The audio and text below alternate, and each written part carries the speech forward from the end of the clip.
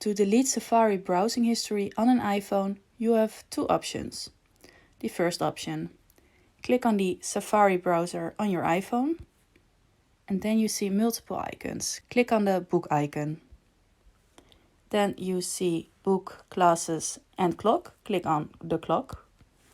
And then you will see your history. What you can do now is you can delete specific search history by swiping to the left, and then you see delete. Swipe to the left, then you see delete.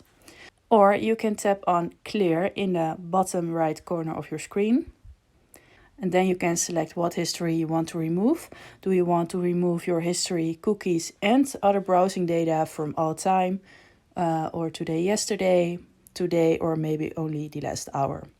And history will be cleared from devices signed into your iCloud account. Another way to delete your browsing data is to go to your settings.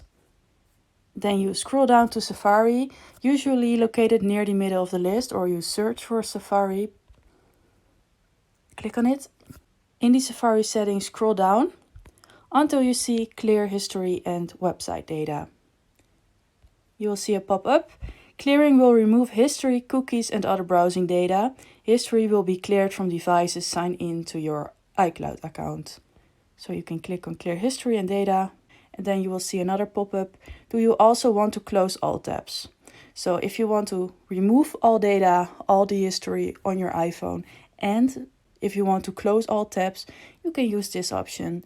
So I want to close all the tabs because I have a lot of tabs open. Okay, then you go back to your Safari browser and you see no history and only the start page. So all tabs are closed. And that's it.